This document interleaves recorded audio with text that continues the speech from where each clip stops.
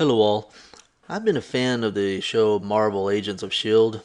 and I've been watching it for quite some time now. It's currently running on ABC and I believe it's the fifth season already as of December 2017. Now, looking at Marvel, what's really interesting to me is not only is it actually a good storyline, but it has a little bit of nuggets in there that I can pull out and hopefully decode, meaning I think there's actually more to it than just a cool show. So I'm going to create this new series, Decoding Marvel Agents of S.H.I.E.L.D., and my hope is to pull out some of those nuggets, kind of give you guys an idea of what my thoughts on it was, and I would love to hear your replies and what your thoughts on this as well as I delve a little bit deeper into these particular shows. So the first look on here is Season 1, Episode 2, and I titled this one Forgotten Technology. So in this particular season, it's called 084. And what it is basically an assignment in Peru, and it's tracking 084. And 084 is basically a shield code, which means an object of unknown origin, i.e., could be outer space, extraterrestrial, or something of that nature. And then what happens is that the team, realizing that this object is a piece of a forgotten Hydra technology. Now that's interesting. A forgotten technology is the key word. And not only that, but it is also powered by a Tesserect energy. And I'm going to look at those two particular items. So first, let's look at Hydra of this forgotten technology. Now, in the Marvel mythology, Hydra was an authoritarian terrorist. It was a criminal paramilitary organization on world domination. But more importantly, the origin of Hydra was in ancient times a cult centered around a worship of Hive. Now they call it a powerful inhuman that was exiled. But I think the key piece here that I'm trying to show you is that the origin of Hydra was based off of a esoteric cult for worship. Then within the show, it has a link to Nazism. And we've seen that a little bit with the Captain America movies on the Marvel lore. But what's interesting to me is that specifically the existence of Nazism, it's a link between Hydra, the cult, and Nazi. And if you recall, in Germany, there's a lot of information regarding to Hitler and his desire to find old religious relics. And there's also a lot of information in regards to highly into the occult for the Nazis. Just on a sidebar, there's also a bit of a link to James Bond because it looks very familiar with the Spectre logo that was also within James Bond. It was a terrorist organization found there, just as a side note. But getting back to Nazism and the occult. So within Nazi Germany, there was a specific society called the Vril, V-R-I-L Society. And that was their occult team. And the belief of it was they were able to communicate, i.e., a medium, to other entities. And they were providing them advanced technology. And another thing to note is there's a connection between the Vril and the Black Sun or cube worship, which I'll mention a little bit more later on.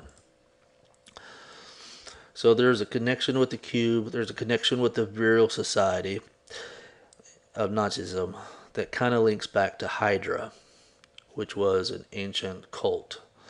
So the Vril Society began around the same time as the Thule Society, when Karl Hasselhofer founded the Bruder des Lights, which means Brothers of the Light. This organization is sometimes referred to as the Luminous Lodge.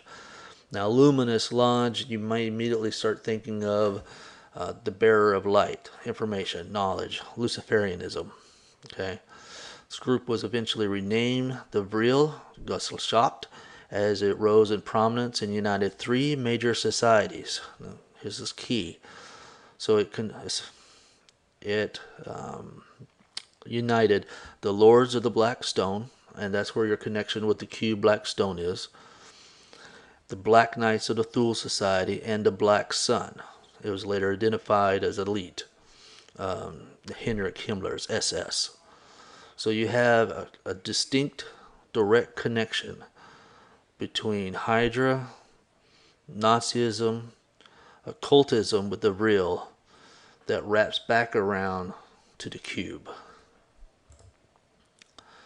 So let's look exactly at the Tesserect. The Tesserect was supposed to be the energy providing this technology the ability to use. So what exactly is a Tesserect? So a Tesserect is defined in geometry the four-dimensional analog of the cube, or a hypercube. It's also called an 8-cell. So in Madeleine L'Engle's novel A Wrinkle in Time, the characters in the story travel through time and space using the Tesserect. Okay.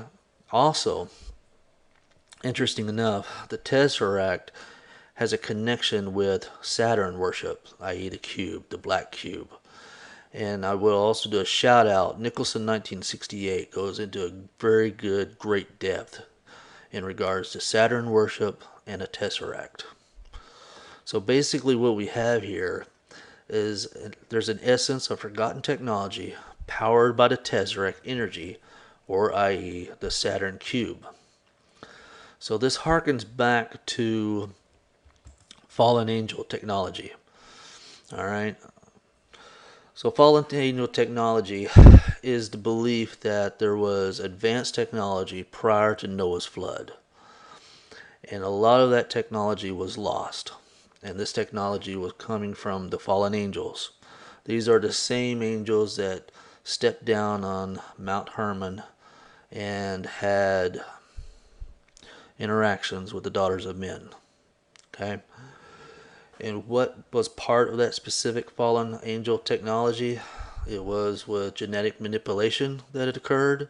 It was computer advancement, and it was also, i.e., transhumanism. And what's interesting to me is all these things correlate. But if you look in biblical prophecy, the Son of Man will return when it was as the days of Noah. And if you look at what the days of Noah was, it was fallen angel technology with genetic manipulation, advanced computer, and advanced transhumanism, i.e. the mixing of the DNA. And what do we see currently in the news?